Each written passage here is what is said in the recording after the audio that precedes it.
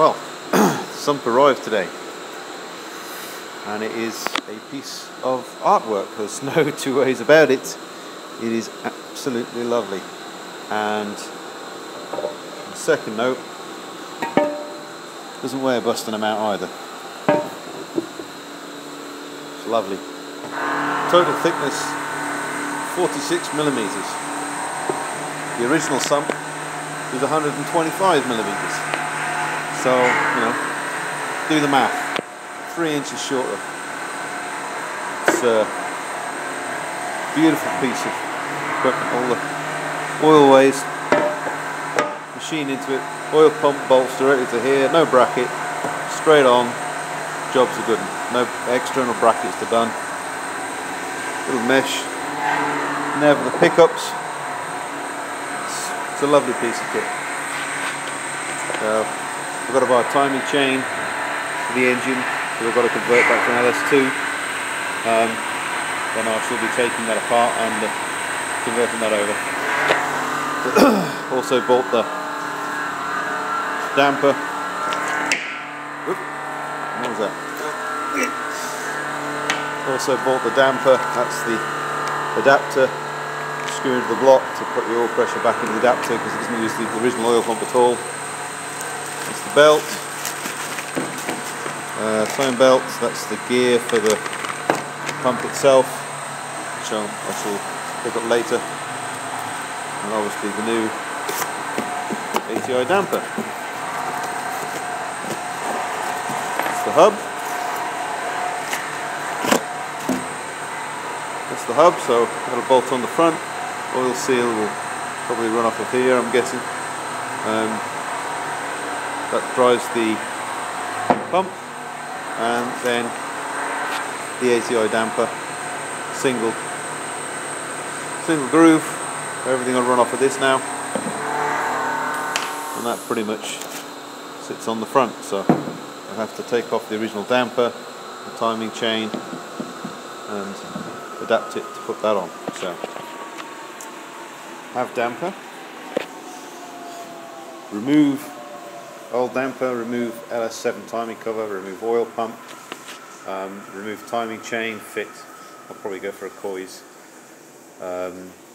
timing chain setup. So remove the timing chain because the LS7 has got a big piece on the front that drives the oil pump, and along with the oil pump. So the timing cover will be the new one, which is the LS2 one. This is here. So that's an LS2 timing chain cover, and obviously this front doesn't stick out as much now. So we need to convert to LS2 setup. Get rid of the oil pump completely, the oil pump will be gone. That plate for the engine, that's arrived to the front.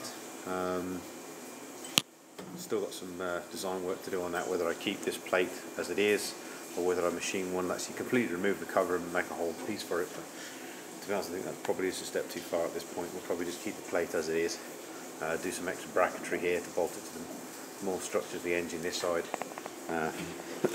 use the original mounting points here for the AC pump, and create some brackets to bolt back to this, because there isn't any major bolts on this side apart from the water pump. The other side has a couple of 10mm bolts, so I'll put a couple more in here and I'll be happy. I was thinking about getting a wider plate because it could have fall short of where the two tubes are, and I want to connect it basically to the two structural tubes here and here. But to be honest, I'd never be able to move it out because it'd be too wide. The tubes obviously get narrower, so I'm going to leave the plate the way it is, do a secondary piece to bolt that to, and make that plate around these two parts. We'll weld on a steel bracket, we'll bolt through here and we'll bolt through there, so I can remove that plate and at least I can move the engine probably 6 inches back before I lift it out. So that's our front engine mount. Obviously a rear engine mount is the 1-inch plate, so I have room in here to do whatever exhaust system I want. Because the plate's too close to the bulkhead, the idea of putting the dry sump tank here is gone, so the dry sump tank will fit where the old fuel tank units used to be. Wanted to bring it forward, but it looks that's where it's going to go. AC pumps on the other side. I bought a easily bought alternator. Don't want to buy anything too fancy. It's 150 amp alternator. It'll be fine for the car. but it's a truck stroke SUV alternator that's pretty simple. I put a slightly larger diameter pulley on there than would normally fit, because the engine's obviously going to spin up a few more RPM than normal. Try and slow the alternator down a little bit. The alternator will be lifted up. The AC pump will actually sit about that height on the chassis. I'll get it as low as I can. The alternator will sit above it, slightly further out, and I'll have to put a tensioning pulley between the two so it does an S around the AC pump properly. But like I say, we don't have the rear groove anymore, so the AC will be running off the drum front.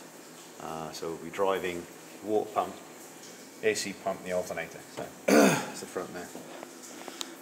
Tried an adapter to adapt the latest M3 BMW throttle bodies.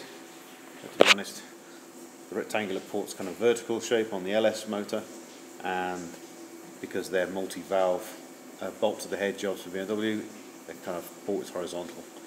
Too much for pain, so new ideas on that I'm coming up with. So throttle bodies are probably going to be saved for shelf use. Like I said, lovely pan, it's there. Obviously now I've got 4 machined uprights, so we now have 2 fronts and 2 rears, all fresh off the CNC. Bearings, obviously standard Corvette bearings. Rears, obviously a hole in the middle. Fronts, solid. I have yet, though, to be honest, the ones with a hole in are technically lighter than the ones that haven't got a hole in. So I'd like to use 4 rears, 2 on the front, but nobody's yet sort of answered the questions whether the bearings are any different. If the bearings are different front to rear, then obviously I don't want to put a weaker bearing on the front, because this obviously would normally have shaft in it with a nut, would be some form of clamp pressure, but nobody's answering that question yet, so we shall see. But if they're no different, I'll probably run another pair of rears on the front, because they're about half a pound lighter, as it happens. So there you go. Upright's done. Sump here, so I can my timing chain and a cam away from stripping the LS7 down and getting that ready. No damn room. Okay. Also, new 1-inch T6061 T5 plate, and obviously there's my old test piece for the rear adapter plates. So now the centre part of the gearbox, basically the engine and gearbox are roughly 20 millimeters lower than what they are on the car at the moment. So where that engine is now, basically it'll be 20 millimeters lower than that. But if you look at the floor at the moment, I can't put the chassis directly on the table. There's actually a 1-inch gap at the moment, because the sump on the stock LS7 sits 1 inch below the chassis in the position it's in at the moment. If I load it down another 20 mil, the 1 3/4 inches below the chassis. But because my sump's 3 inches shorter, the engine, obviously the gearbox is then the limiting factor. Because if you look here, imagine the gearbox sits up to here. That's the bottom of the car. We've got 20 mil there.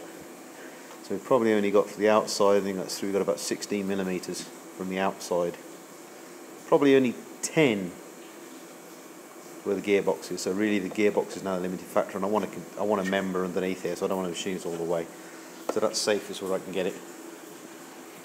So the gearbox now is the limiting factor, but the engine will actually be now 20 mil lower, but it will actually have about, I think it's about 18 millimeters between the bottom of the new sump and what will be a completely flat floor under the engine. So we'll actually have a gap underneath the engine, which begs the question why I didn't lower it down anymore. But to be honest, the bell housing on the Porsche box is not exactly the strongest thing in the world, so I want to protect it. I want to keep it up, and I'll probably run underneath from the adapter plate back. I'll probably run what will be slightly lower than the rest of the floor. I'll probably run some form of a damage limitation pan, something that will kind of act semi-like part of a diffuser in the centre, but will actually really be there with a bit of thickness, a bit of material, that if I do go over something, that I don't smash that bell housing, because if you smash that bell housing, the gearbox is scrap. $10,000 of internals mean absolutely nothing if you've got to buy another gearbox just for the bell housing, because you just can't buy them from Porsche. Well, if you can, you might as well just buy another second-hand box. So, parts for the engine. Another part to machine. So, for that, I've had to obviously the adapter plate on the front of the motor spaces the water pump out, which causes me some minor issues.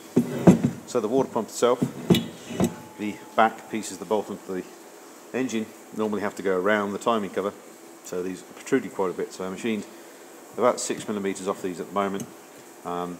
Problem is that preceded this was too thin, so I've had this welded up by my welding ace.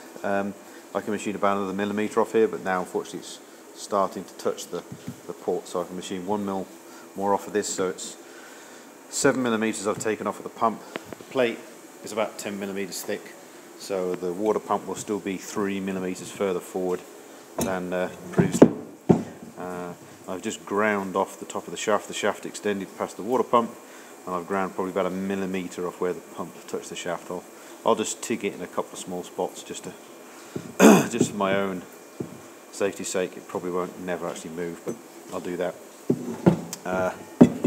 Also, the water pump housing comes out at a weird angle. I actually want it like that. Technically I want it down like that, about a 30-degree angle, and I couldn't see anybody that did like the old Chevy unit. You could have one that was at 90 that you could rotate.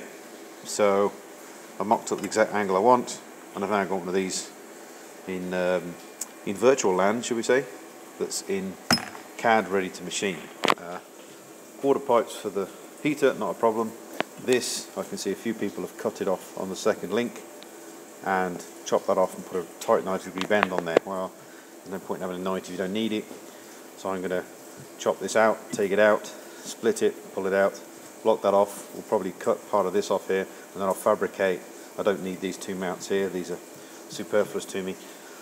So I'll probably chop those off as well, and then I'll turn a 6061 pipe coming into here, and then we'll fabricate that up and weld that up. This actually welded really, really nicely according to my alley welder. So we're going to put the pipe coming out this way, so all 4 pipes. This will come down, that one will come out. Well, obviously this is the outlet, unlike the old small block chef, the water comes out of here. This will come out horizontally from the pump and will come into the swirl pot, come out here. So water pump changes, thermostat changes, pump changes. I've gone away from mounting the 2 Bosch pumps inside the tank, just mainly because where I want the removable panel, which would be just in front of all the alternators and the pulleys, it would be near impossible to do it without having to take a lot of stuff out. So I've gone away from that. Still have the in-tank pumps for the suctions, so one here, one either side of the tank, so it doesn't matter which kind of cornering you, for whatever reason you're doing an oval, whichever side the fuel goes to, it's not a problem. It'll be picked up by a small tank. Still have the swirl pot inside the fuel tank, so technically I don't have to run a second pot outside, so I'll still feed the 044s from the tank. It's inside the tank. We'll have a pre-filter and a post-filter outside of the tank, whereas normally you would have put the fuel pumps in the tank and had a pre-filter little sock on it. But we've got to have pre and post filters outside. The low pressure suctions, or the low suctions, will come out. I'll have fitted to come out, then we'll feed them across back in, and then they'll both go round outside the tank. They'll basically be routed then straight back into the tank, into the internal swirl pot, just to try and keep everything close to centre, keep everything in, keep all the weights not out. Don't like the fact the dry sump tank's got to go there, but at the moment I'm struggling to find another position that doesn't get in the way of the exhaust or the adapter or whatever else. Life's a compromise. So I'm getting on with that. Yes, I haven't gotten much further with Dash at the moment. I'm still on the styling side of the clay, but I have got another box of clay though, so I can get on with that soon. But I want to get the damn chassis up and get on running. So there we go. Progress on the motor. Speak to you soon.